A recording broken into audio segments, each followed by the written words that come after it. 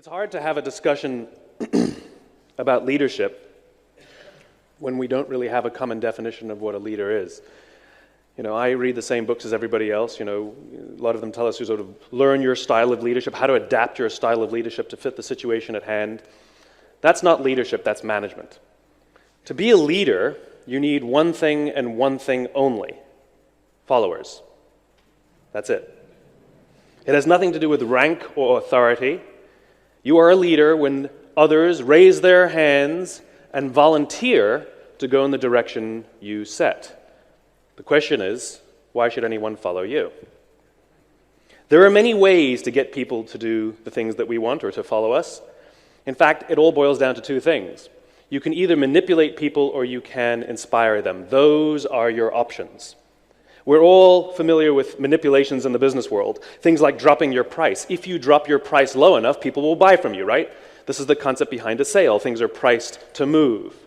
Promotions, 2 for 1, free toy inside, buy one, get one free. And in the business-to-business space, we call it value added. The concept is the same. It's giving stuff away for free to reduce someone's risk so they'll choose you over the competition. It is inherently manipulative. Fear, wonderful manipulator. If any of you are parents, you know exactly what I'm talking about. Peer pressure is another one. I'm sure we've all sat in our offices and had someone tell us, you know, 70% of your competitors are using our service. Why aren't you? Maybe 70% of my competitors are idiots. Or maybe 70% of them were offered a price so low they couldn't resist. I don't know. The point is, when we hear that the majority is doing something, we either fear that we're being left out or that they know something that we don't, and it influences our behavior. One of my favorite manipulations is what companies like to call innovation. Real innovation changes the course of industries, if not the way we live our very lives. The fax machine, the light bulb, iTunes, this is real innovation. Adding a camera to your cell phone is a wonderful feature, but it is not an innovation. It's the difference between steps and leaps.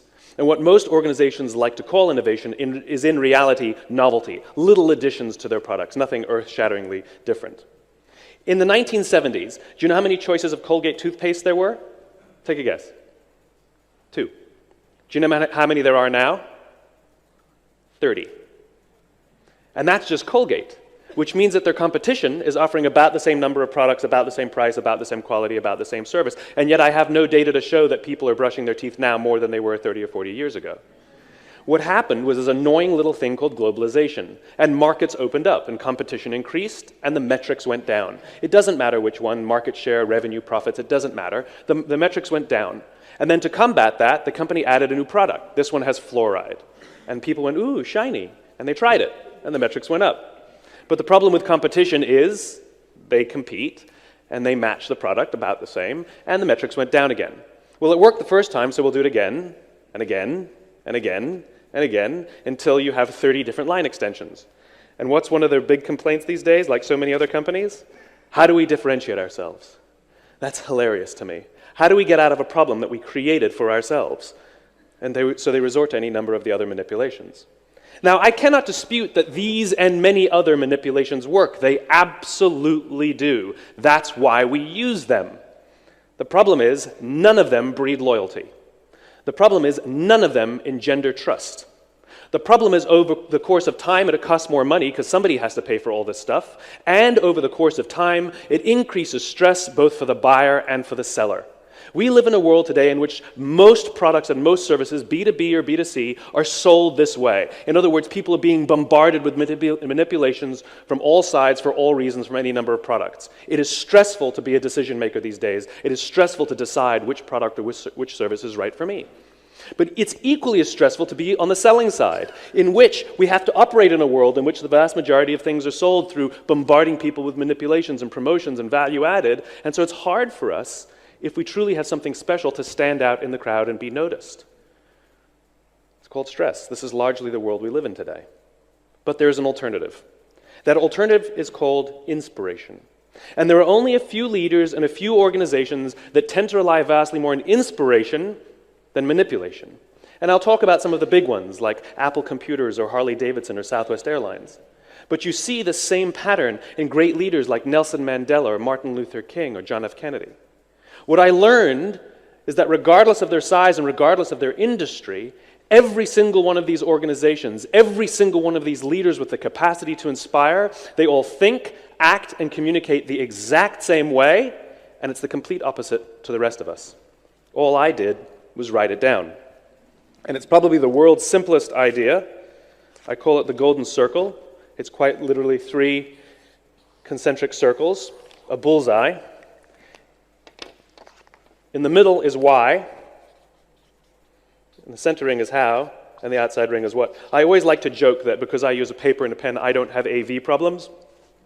I have one. Let me define the terms. Every single organization on the planet knows what they do. These are the products we sell, the services we offer. Some know how they do it. Whether you call it your differentiating value proposition, your proprietary process, your USP, these are the things you think make you different or special or stand out from the crowd. But very, very few people and very, very few organizations can clearly articulate why they do what they do. And by why, I don't mean to make money. That's a result. By why, I mean what's your purpose, what's your cause, what's your belief? Why does your company exist? I mean, do we really need another one? Why did you get out of bed this morning? And why should anyone care? As a result, the way we think, the way we act, the way we communicate is from the outside in. We go from the clearest thing to the fuzziest thing. We tell people what we do, we tell them how we're different or how we're special, and we expect some sort of behavior, a vote, a purchase, support. But not those leaders and not those organizations with the capacity to inspire. Every single one of them, regardless of their size, regardless of their industry, thinks, acts, and communicates from the inside out. Let me give you an example. I use Apple frequently because they're easy to understand and we all get it. If Apple were like everyone else, a piece of communication would sound like this. We make great computers. They're beautifully designed, simple to use, and user-friendly. Want to buy one? Meh. This is normal. This is how most organizations communicate. Here's our new car. It's got tinted windows, great gas mileage, leather seats, choose us. Here's our law firm. We've got all the best lawyers, we went to all the best schools, we win all of our cases, we work with some of the largest companies, hire us. Here's how Apple actually communicates. They start with why. Here's what they say. Everything we do, we believe in challenging the status quo. The way we challenge the status quo is by making our products beautifully designed, simple to use, and user-friendly. We just happen to make great computers. Want to buy one? It's totally different. It actually feels different. No trickery, no manipulation, no celebrity endorsements. All I did was reverse the order of the information. What it starts to show us is that it's not what you do that matters, it's why you do it. And people don't buy what you do, they buy why you do it, and what you do simply serves as tangible proof of what you believe. This is the reason why every single person in this room is perfectly comfortable with the idea that Apple sells computers and DVRs and phones and all these other products. MP3 players. Apple is not unique. Every single one of their competitors, pick one, it doesn't matter. Every single one of their competitors is equally qualified to make every single product that Apple makes. Apple does not have a lock on any of the resources. Everybody has equal access to the same talent, the same consultants, the same agencies, the same resources, the same media. It's a zero-sum game. The difference is their competitors have defined themselves by what they do. We make computers. Apple has defined themselves by why they exist, to challenge the status quo, to give the individual the opportunity to stand up to Big Brother, to give the individual the ability to do their own thing. And everything they say and everything they do proves what they believe. A few years ago, Dell, a perfectly good company that makes perfectly good products, came out with MP3 players. They are every little bit qualified to make these products. The difference is, nobody bought one. We couldn't imagine buying an MP3 player from a computer company, but we do it every day, because it's not what you do that matters, it's why you do it. And what you do serves as the tangible proof of what you believe.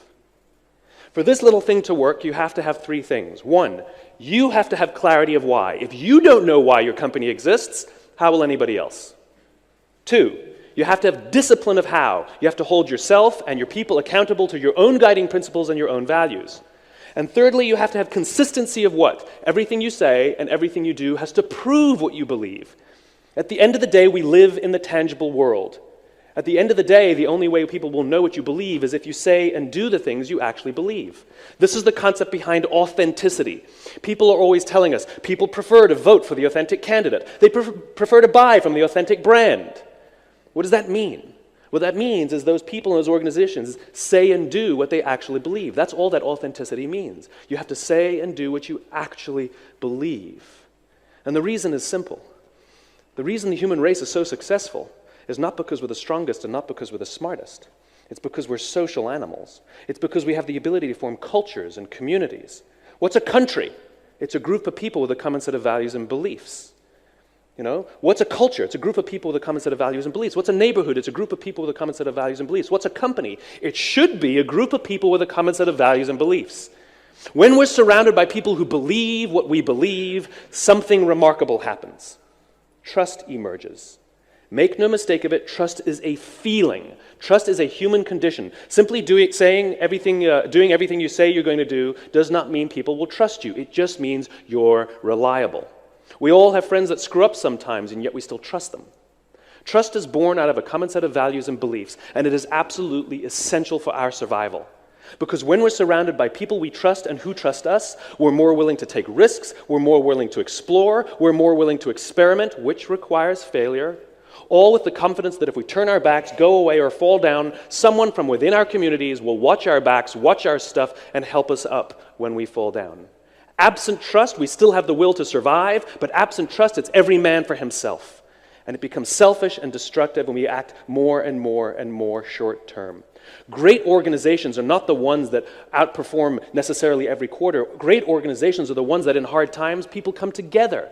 You want to know why Lehman Brothers failed? Lehman was exceptionally good at what they did. They were exceptionally good at how they did it. But at the slightest shimmy, the whole thing collapsed. Not in months, not in weeks, in days. Great organizations in hard times come together. It's like the quality of a crew. We cannot judge the quality of a crew when the seas are calm. We cannot judge the quality of a company when the economy is good. Just because they're making money is no indication of how strong the organization and how strong the culture is. However, when the seas are rough, how good is the crew? Do they run to each other's aids or do they jump off the ship? All with the same thing. Every man for himself. Got to look after numero uno. Got to pay the bills. Got to feed the family. Got to survive. Great organizations, the people sacrifice themselves for each other. In the military, they give medals to people who are willing to sacrifice themselves so that others may gain. In business, we give bonuses to people who are willing to sacrifice others so that we may gain. We have it backwards. This is not my opinion. This is grounded in the tenets of biology, not psychology, but biology. If you look at a cross-section of the human brain evolved into three major sections that corresponds precisely with this little idea. The outside area is called our neocortex. It's our Homo sapien brain, responsible for all of our rational and analytical thought and language. The middle two sections make up our limbic brains, and our limbic brains are responsible for all of our feelings, like trust and loyalty. It's also responsible for all human behavior, all decision-making, and it has no capacity for language. This is why you can't ask your customers, why do you do business with us? Why do you love us? They can't tell you, because the part of the brain that controls decision-making doesn't control language. This is where gut decisions come from. There is no part of your stomach that controls decision-making. And it's not in your blood, and it's not in your bones, and you're not following your heart. We ascribe it to different parts of our body because the part of our brain that controls language doesn't control decision-making. And it's not an accident that we use the verb to feel to describe gut decisions. I know all the data says we should do that, but it doesn't feel right. That would be biologically accurate. The part of the brain that controls feeling controls decision-making. This is also the reason why the question, why do you love your husband or why do you love your wife, is a difficult question. Why do you love your wife? I don't know. That's where most people start. You've been married for 15 years and you don't know why you love your wife, She's smart, she's fun, I can trust her, I've known her forever, Sounds like a golden retriever, right? And then we start saying things that don't even make sense, right? She completes me. Don't know what that means, right? I have a left arm and a left leg, she's got a right arm and a right leg, together we make one. I don't even know what it means. What we're attempting to do is verbalize the feelings we have towards a person or an organization with the part of the brain that doesn't control language. And so we make things up, we rationalize, or we actually say things that don't make sense. How many of you love your Macintosh computer or know someone who loves their Macintosh computer? Okay, they always put their hands up so quickly, they're always so excited. You can always tell people who love their Macs, because when you try to explain to them rationally, based on facts and figures, they actually bought substandard computers, they start foaming at the mouth. Right? But rationally speaking, that's exactly what happened. Rationally speaking, based on facts and figures, Macs are at least 25% more expensive than their PC counterparts, sometimes double their price. There's less software, there's fewer peripherals, and they're absolutely slower. I mean, there's nothing faster about them. I have one, and I get that spinning beach ball of death all the time, right? The difference is, Apple's not selling us one of these, they're selling us one of these. Because Apple is so clear about what they believe, so disciplined how they do things, and so consistent in what they do, it gets the point that their computers serve as a symbol of a set of values and beliefs. Those people who love their Macs didn't buy it just for the product based on the rational sensibilities and the rational differentiators. They bought it to demonstrate something about who they are. This is why Mac lovers love opening their computers in airports, right? People with PCs don't open their computers in airports. They don't care. It's just a commodity. It's just a computer. And sometimes you see a PC with an Apple sticker. That's somebody telling you, my office gave me the computer. This is not really who I am. It's a symbol for who they are. Because you see, our survival depends on our ability to find people who believe what we believe. And because the part of the brain that controls behavior doesn't control language, we rely on stories and symbols and all of these things to help communicate who we are. This is why authenticity matters. Because if you say and do the things you actually believe, you will attract people who believe what you believe. If you lie, people will be drawn to the lie, but we will start to figure out that you don't actually believe those things, and so we don't trust you. This is why we don't generally trust politicians. Because when we sit down and evaluate all the things they tell us, yes, rationally speaking, all of their opinions happen to align completely perfectly with all the beliefs I have, but we know that they're not telling us things that they actually believe. And so we don't trust them. Trust is a very, very important thing. Our survival depends on it. We're highly, highly attuned to it. I had the great honor of visiting Quantico Marine Base in Quantico, Virginia. And on the day I was there, this is where the Marines select their officers who will then lead their Marines into battle. And the day I was there, the colonel in charge of OCS was about to give me a presentation on about their selection process and how they run things. And there happened to have been an incident while I was there. And they were considering throwing one of their Marines out of the Marine Corps. So of course, curious Simon, I said, well, what happened? You know, it must have been serious if you're considering throwing him out of the Marine Corps. And they said, we caught a guy falling asleep on watch. I said, in Virginia? Like, that's it? You know, it's not like he was in combat or something. You caught a guy falling asleep on watch in the woods of Virginia, and you're going to throw him out for that. A little strict, don't you think? And the guy said, no, you don't understand. He said when we questioned him about it, he denied it. When we questioned him about it again, he denied it again. And only when we gave him irrefutable proof that he had fallen asleep on watch did he say, and I quote, I want to take responsibility for my actions. And the problem we have in the Marine Corps is that you take responsibility for your actions at the moment you perform those actions, not at the point you get caught. You see, integrity matters, he said. If I'm going to put him in charge of a group of Marines in combat, and they're not 100% sure that every word that comes out of his mouth is the truth, if there's any doubt that he's saying things to cover his own skin, it puts people in danger and people will die. Unless you're completely honest, we cannot have you in our Marine Corps and we cannot let you lead. Being honest is a very, very simple thing. All it means is you tell the truth. I would rather you disappoint with the truth than appease with a lie. And it goes back to our survival instinct. If we sense for a moment that someone is lying to us, the question is, will we be able to go into a foxhole with them? Again, there's a benefit to group living in an anthropological sense. It means that we can fall asleep and trust that others in our group will watch for danger. And if we don't trust that we can fall asleep and allow others to watch for danger, if we fear they're going to take something from us or not alert us to danger or not wake us or not defend us, then we'll never fall asleep and we'll never trust anybody and eventually we'll all die. This is how powerful this stuff is. We all have the natural capacity to find people who believe what we believe. Like I said, we're hardwired for this. If I ask you to go out in the street and find the people who believe what you believe, you know exactly what to do. You're going to strike up a conversation. This is why we say sales is about relationships. No kidding, right? And you have an exchange with them, and sometimes there's good chemistry and sometimes there's not, whatever that means, right? Sometimes it's quick and sometimes it's slow. The point is it's not scalable. It's not scalable. But if I tell you to go outside and find all the people wearing red hats, it's easy. There's one, there's one, there's one, there's one. When you know what symbols to look for, it's easy to find the people who believe what you believe. Just like all you Mac lovers, and don't lie to me, when you're walking through the airport and you see somebody else with their laptop open, you like them a little more, don't you? It's because Apple is so clear about what they believe, so disciplined about how they do things, and so consistent in what they do. We're using these symbols, we're using these brands, we're using these things to say something about who we are in an attempt to attract people who believe what we believe. Leadership is the ability to stand on the street corner and simply talk about your own red hat. Got a red hat here. Got a red hat. Got a red hat. And all the other red hatters, whether they can see their own red hat or not, whether they know their own why or not, are eerily drawn to you because you're the one capable of putting their values and beliefs into words, and they can use you to say something about who they are. People who are most loyal to your company are the ones who see their jobs as a reflection of who they are and what they believe. They see your company as a reflection of who they are and what they believe. There are people walking around with Harley-Davidson tattoos on their body. This is a corporate logo. Some of them don't even own the product. There's nobody walking around with Procter & Gamble on their arm. It's because Harley is so clear about what they believe, so disciplined about how they do it, and so consistent in what they do, it gets the point that everything they say and everything they do serves as proof of what they believe. The reason this stuff is important can be summed up in something called the law of diffusion of innovation. And if you don't know the law, you definitely know the terminology. It's the old bell curve, the standard deviation. And what it tells us is that the first 2.5% of our population are our innovators.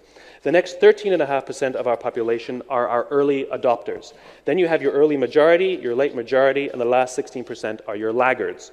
The only reason these people buy touch-tone phones is because you can't buy rotary phones anymore.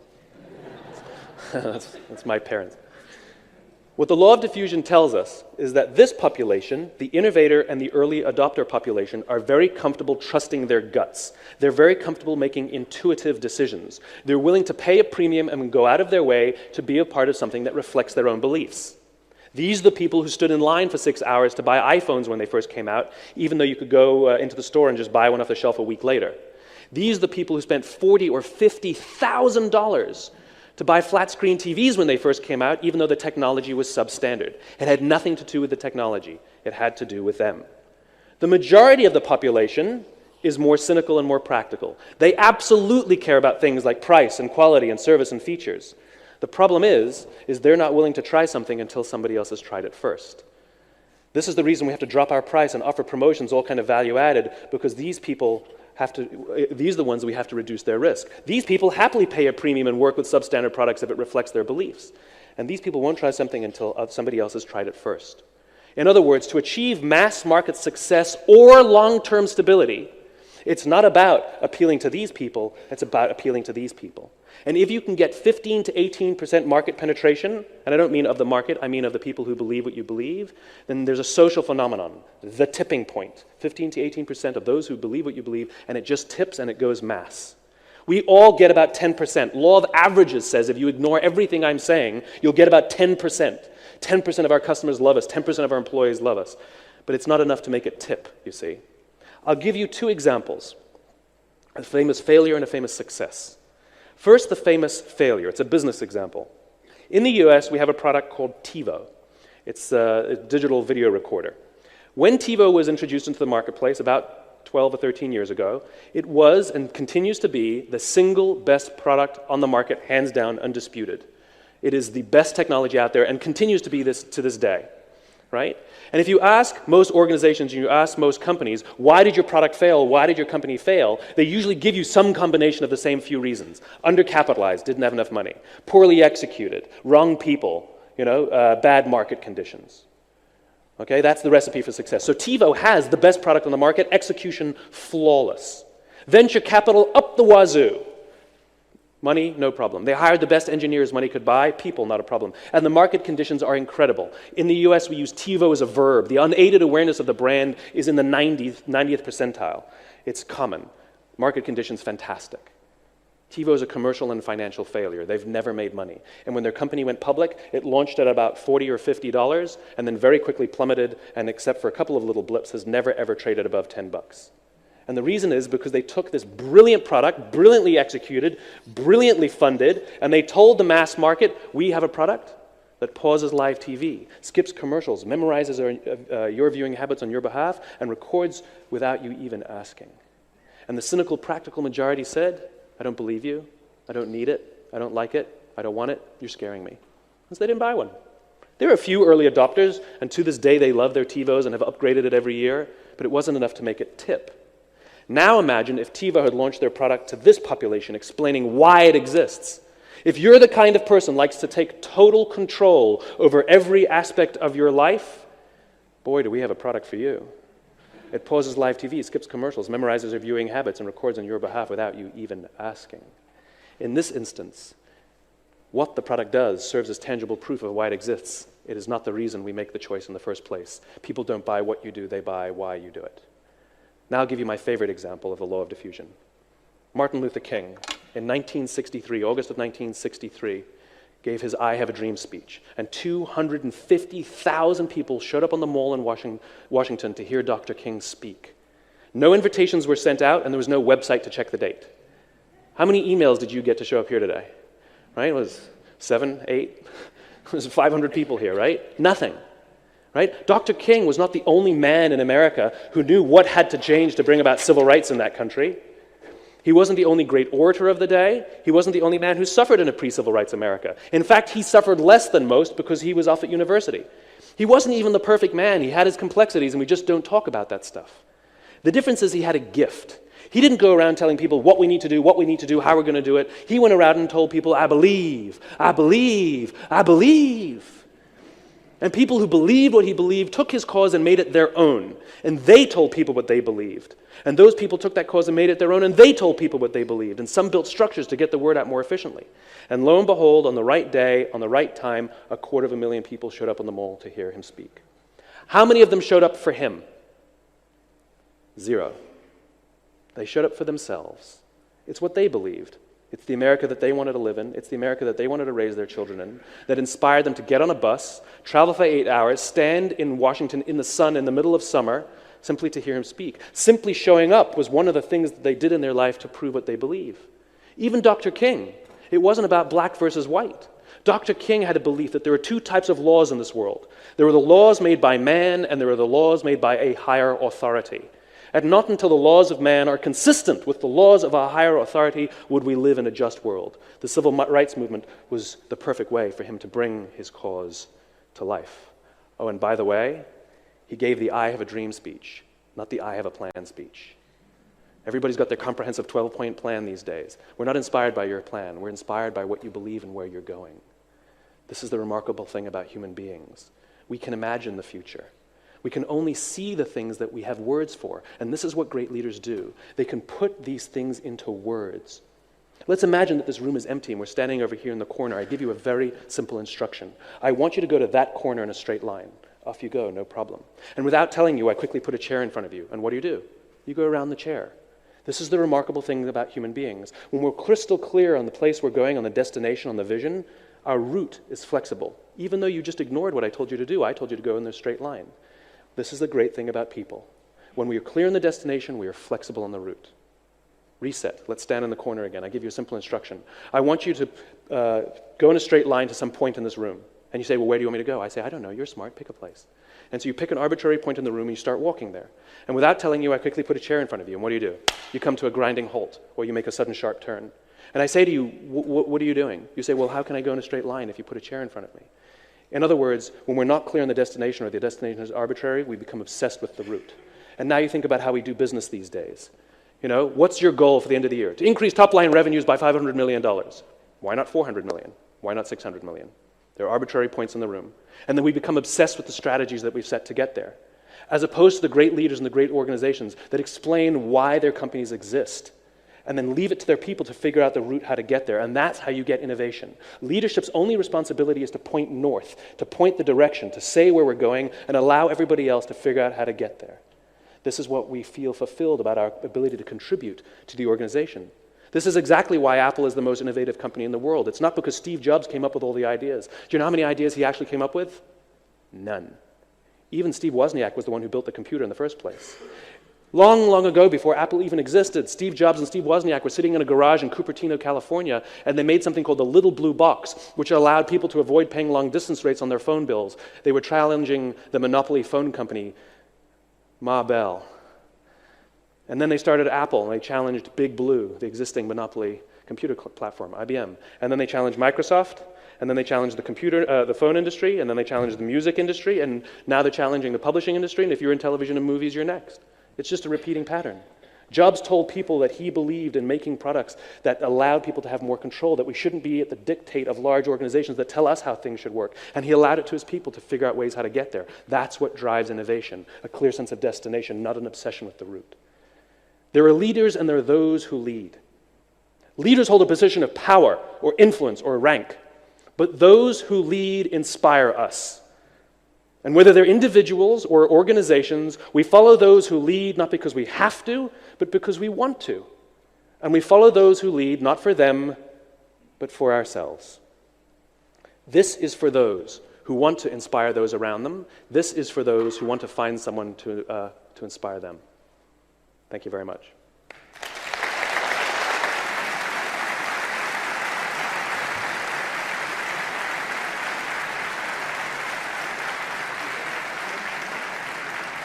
So much.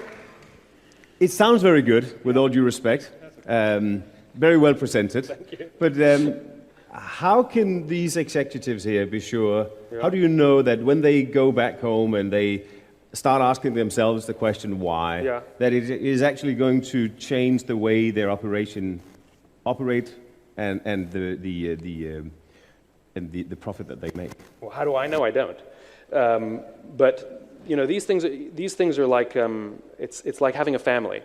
You know, you as a parent know that the right thing to do to raise your children right is to afford them every ability to access to education, and you know that it's your responsibility to help them understand their strengths and build on their strengths, and you know that it's your responsibility to encourage and push them, sometimes discipline them, sometimes help them up, sometimes let them falter by themselves, all with the hope and aspiration that they will achieve more than even you could achieve. Unfortunately, you will not see the results of your investment for 30 years, 20 years. You're not going to see it, and yet we know that that's the right thing to do.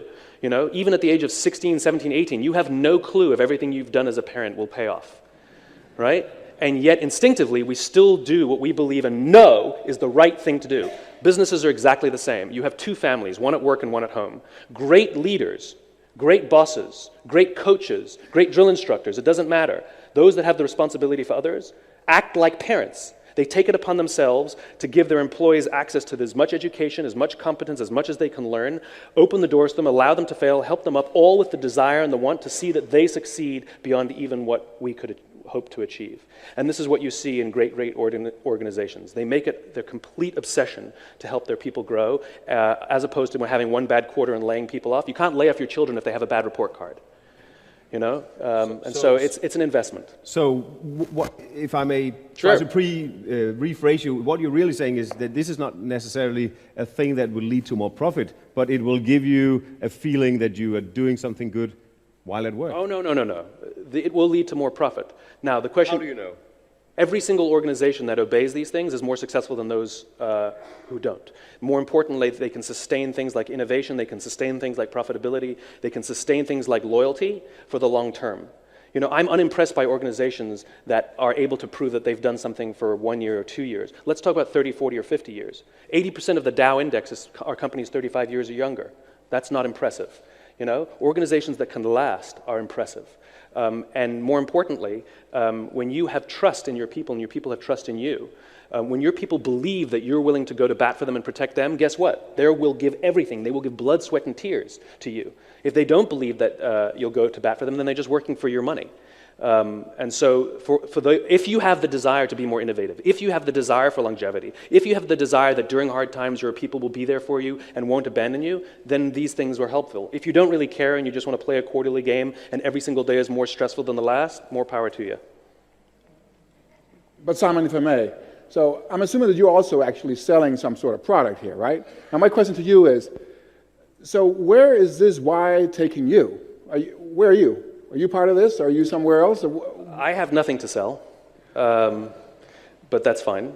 I come here, I'll tell you why I'm here, because I have a vision of the world. I believe that fulfillment is a right and not a privilege. I believe it is not for the chosen few to love what they do and enjoy going to work. I believe every single one of us has the right to wake up every single morning to inspired to go to work and come home fulfilled by the work that we do.